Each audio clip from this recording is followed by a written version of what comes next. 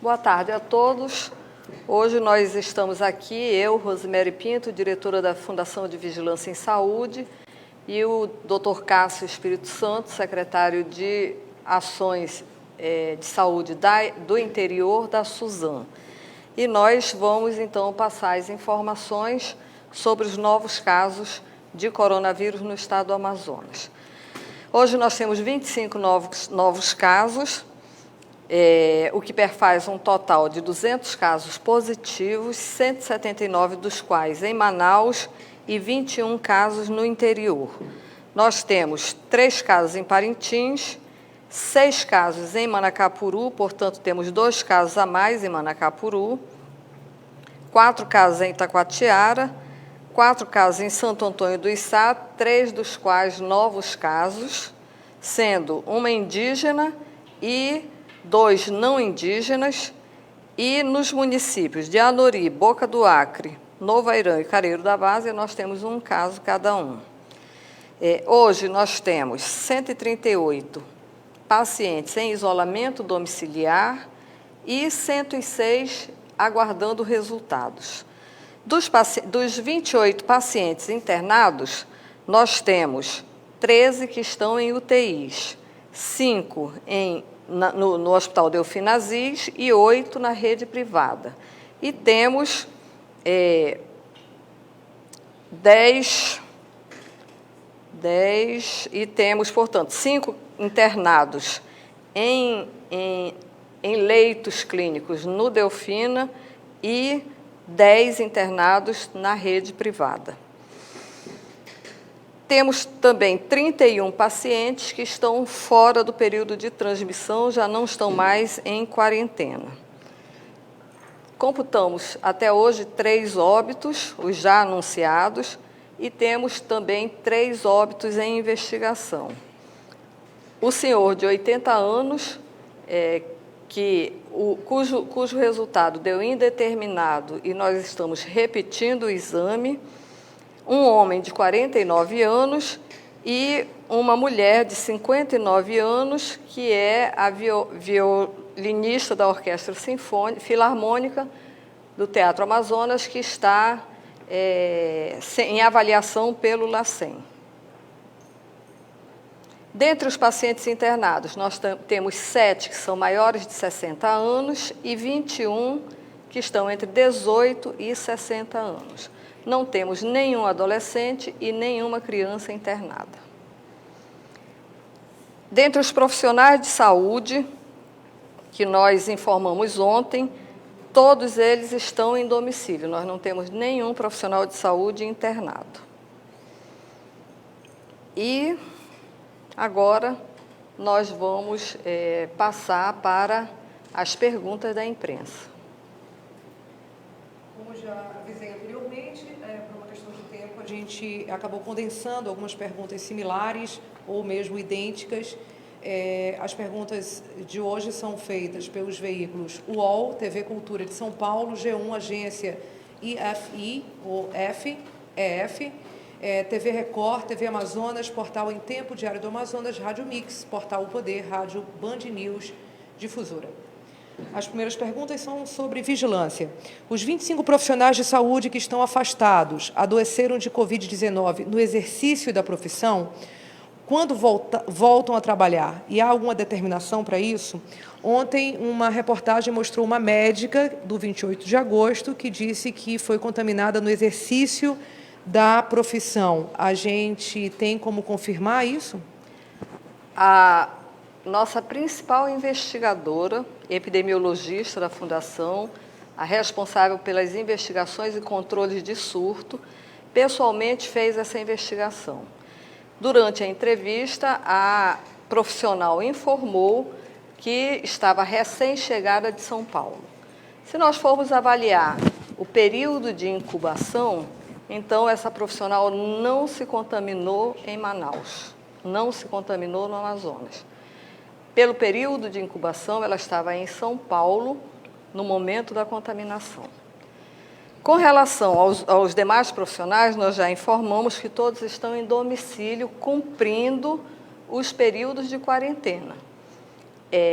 isolados, sem contato com ninguém, e, obrigatoriamente, eles vão ter que permanecer 14 dias em casa.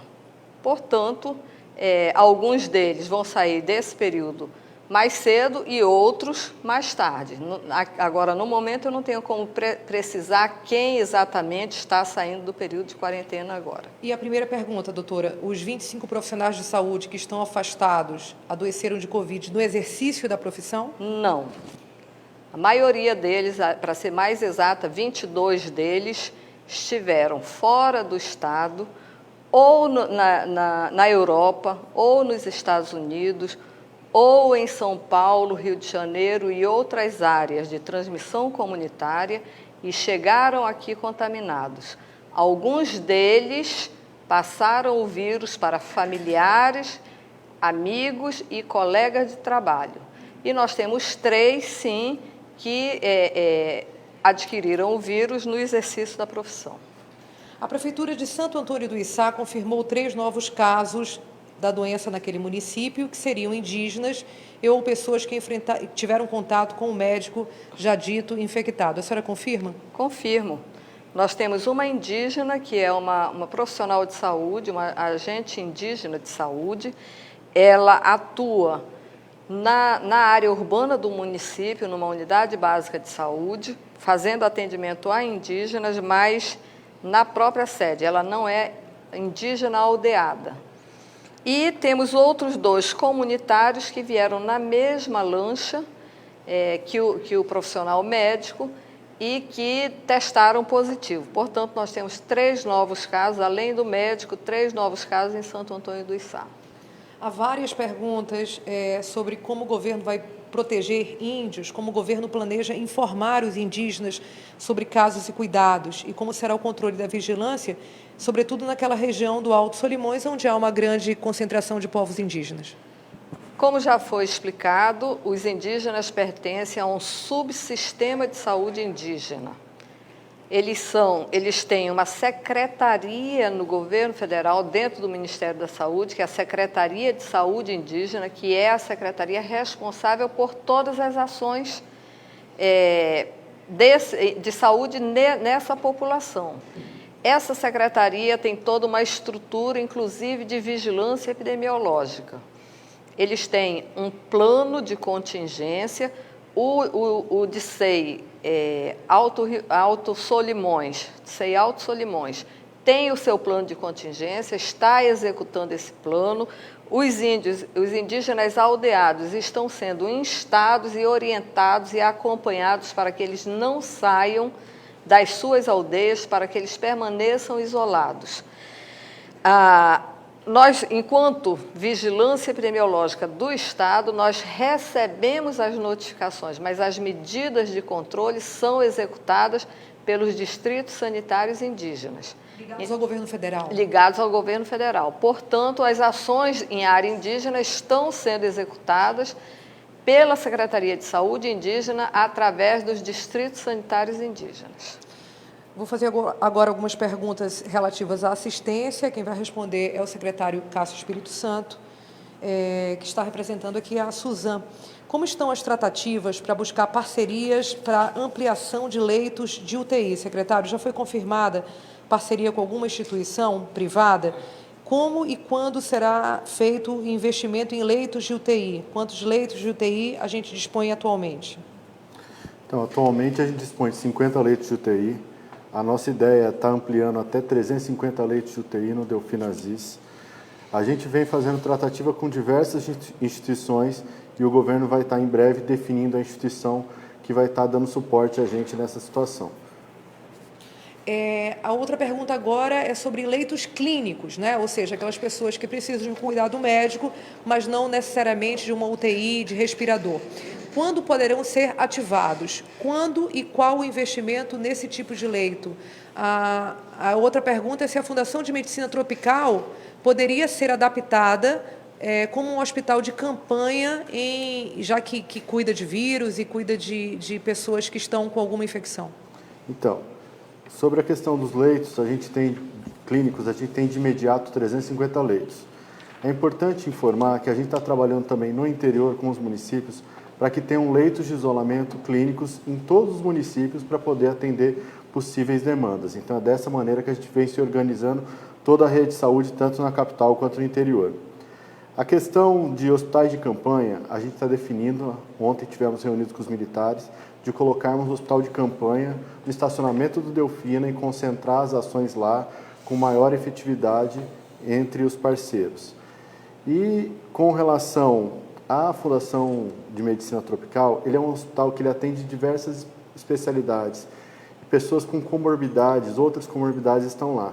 Então, por isso, para evitar a contaminação, a gente está centralizando no Delfina em outras instituições para que minimize as contaminações. Ou seja, no Hospital de Medicina Tropical já tem pessoas internadas que correm um risco maior do que as outras pelo estado de saúde que elas já têm, é isso? Sim, tem pessoas com baixa imunidade, outras situações que não seria adequado a gente estar colocando os pacientes de Covid na Fundação de Medicina Tropical. A gente tem um levantamento sobre médicos, enfermeiros, técnicos de enfermagem envolvidos diretamente no Covid.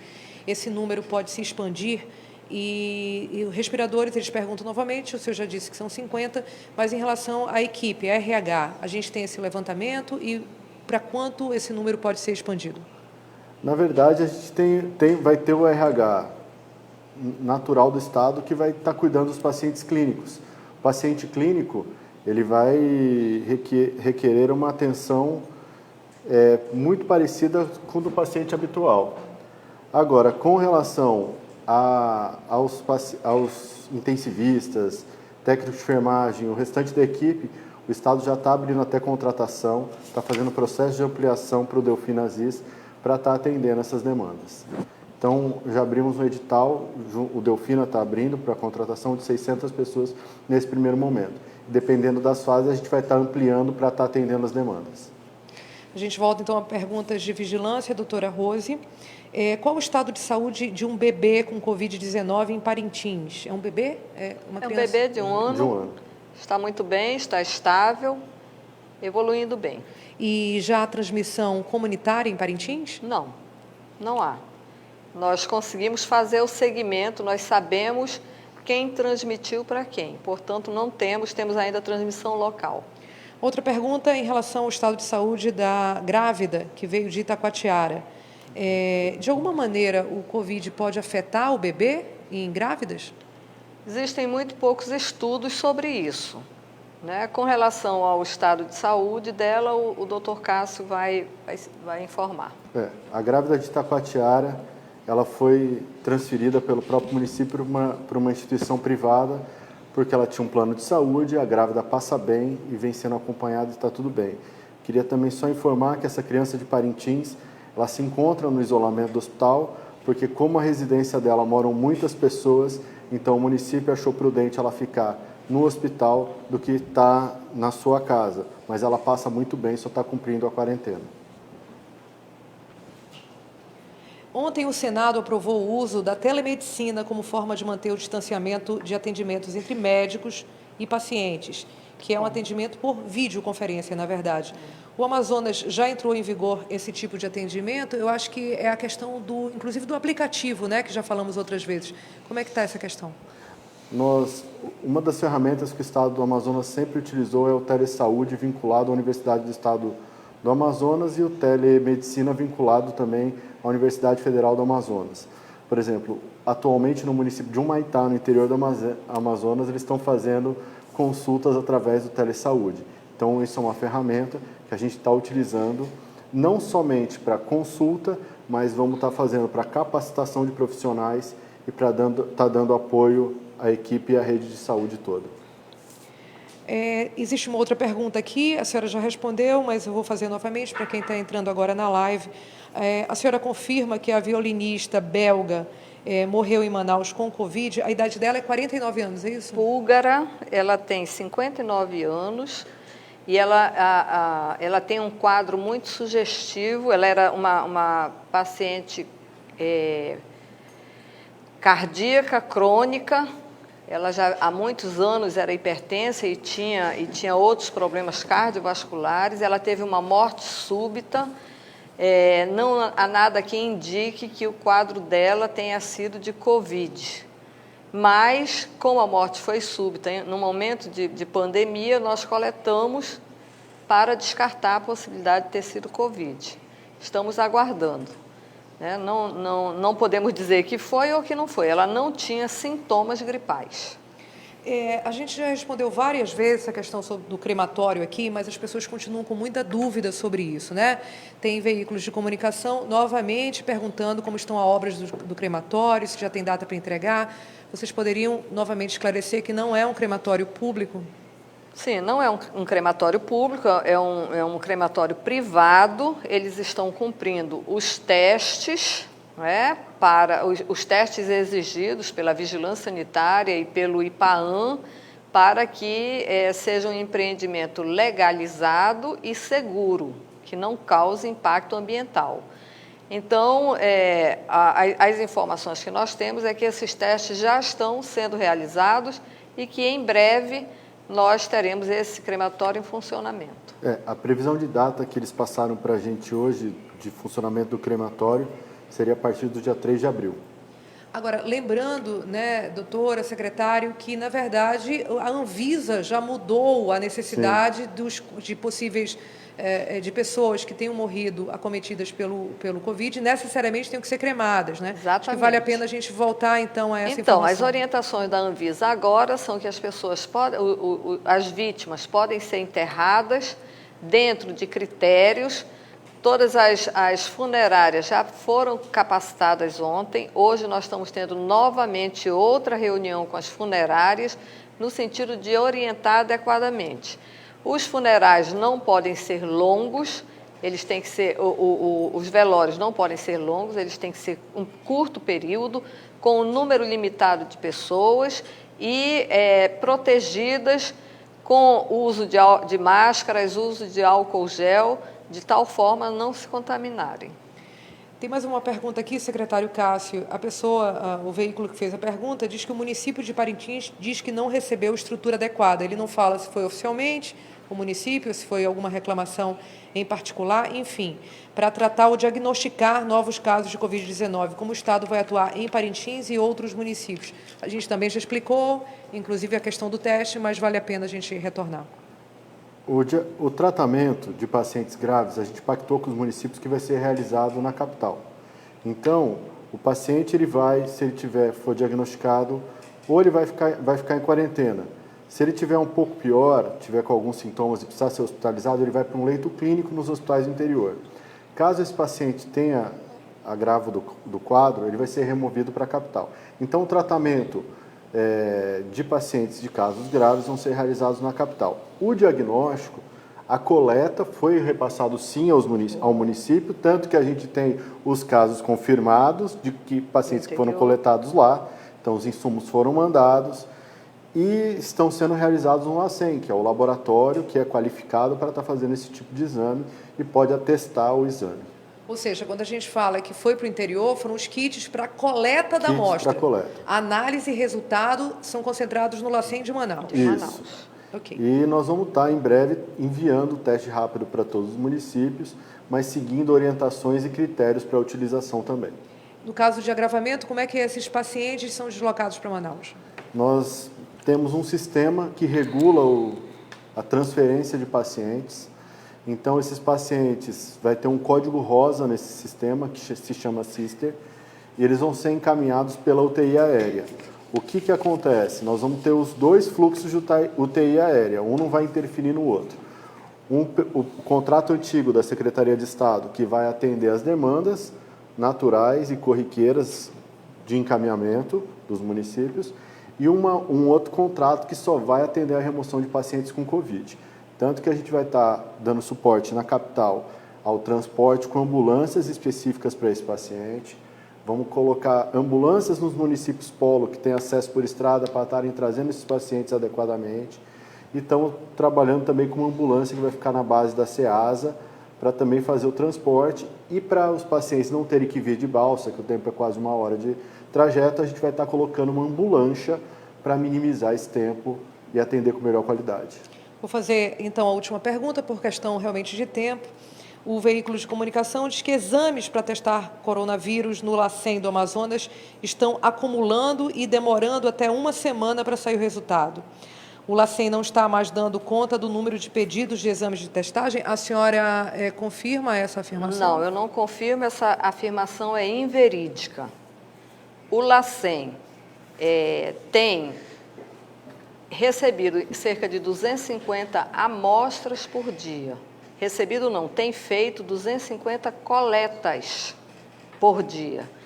E essas 250 coletas estão sendo processadas num período máximo de 48 horas, quando nós precisamos retestar, quando dá inconclusivo e é necessário fazer o teste novamente. Então, eu não sustento, isso é uma inverdade, o nosso LACEN é um dos laboratórios mais rápidos do país, com entrega de resultados. É claro que com o aumento da demanda, nós tivemos que adequar o laboratório para um funcionamento de 24 horas. Hoje nós temos o apoio da Fiocruz, o apoio da Fundação de Medicina Tropical, da Fundação Alfredo da Mata, que estão nos fortalecendo tanto com equipamentos, com empréstimos de equipamentos, quanto com disponibilidade de profissionais. Temos também a própria UFAM e o INPA, que estão entrando em colaboração conosco. Portanto, talvez nós tenhamos que ampliar o nosso prazo de entrega de resultados de 24 para 48 horas, em função do volume de amostras que estão necessitando ser processadas. Mas mesmo que nós entreguemos com 48 horas, nós ainda estaremos à frente de muitos estados do país, que esses sim estão demorando de 7 a 10 dias para entregar resultados de exames. Lembrando que, independente do resultado, a pessoa que foi coletada a amostra já tem, obviamente, a assistência, né? Exatamente. A gente tem que lembrar que o exame, o resultado de COVID, ele não serve para tratar paciente. Nós não temos um tratamento, nós não temos uma vacina. Então, saber se o paciente tem ou não COVID não faz diferença para o tratamento. O tratamento é o mesmo. É um tratamento de síndrome respiratória aguda grave, que é aplicado para todos os casos graves. Esse paciente, se necessitar, ele vai ser removido para a UTI. Na UTI, se for necessário, ele vai ser entubado e ele vai ser tratado de acordo com os sintomas dele. Se ele tem falta de ar, se ele tem insuficiência respiratória, o tratamento é o mesmo que qualquer outra síndrome respiratória aguda grave. E lembrando que se o paciente está na UTI, é porque ele está grave. Se ele está grave, isso faz parte da evolução do vírus. O vírus é altamente inflamatório, o vírus é altamente destruidor, o vírus causa muitos sintomas severos.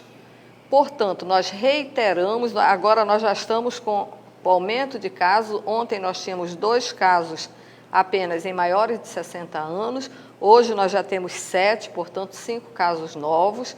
Então, a gente reitera a preocupação com os idosos. No caminho para cá, eu vi diversos idosos andando na chuva, pelas ruas. Esses idosos, se eles contraírem COVID, eles vão agravar, vão para a UTI, vão precisar ser entubados e talvez alguns deles vão morrer. Então, é necessário que se leve a sério as advertências que nós damos aqui. Idosos, fiquem em casa. Fiquem em casa. Quem tem comorbidades, hipertensos, diabéticos, pacientes cardíacos, pacientes com problemas pulmonares, pacientes com imunodeficiência, pacientes que têm câncer, que fazem quimioterapia, esses pacientes, se tiverem algum sintoma, não deixem para procurar a unidade de saúde quando já for tarde demais. Esses pacientes precisam procurar de imediato a unidade de saúde. Não deixe o seu estado agravar. Recomendamos que todos permaneçam em casa, que elejam uma pessoa da família para sair, para comprar gêneros básicos e medicamentos. A família tem que permanecer recolhida para se proteger e para proteger os outros, na medida em que a gente tanto contrai o vírus quanto transmite. Portanto, é necessário a estrita adesão à orientação de permanecer em casa. Nós encerramos as perguntas, doutora, mas seria interessante a gente voltar aos números de hoje, com destaque ao número de curados, né, que as pessoas sempre veem, claro, nesse número, uma esperança também de melhora. Então, nós temos 25 casos novos, fazendo um total de 200 casos. Desses, 179 são em Manaus, 21 são no interior. Nós temos hoje 138 pacientes em isolamento domiciliar, portanto, eles não estão graves, eles não precisam de internação, e 106 aguardando os resultados do LACEN. Nós temos 31 pacientes fora do período de transmissão, portanto, saíram da quarentena, saíram do risco ou de agravar ou de transmitir a doença para outrem. Temos 3 óbitos confirmados e 3 óbitos em investigação, aguardando o resultado laboratorial. Temos também, dentro do protocolo da pesquisa, 42 pacientes em tratamento com cloroquina. E é isso, nós encerramos então a nossa live por hoje e amanhã nós estaremos novamente aqui com os novos números do coronavírus.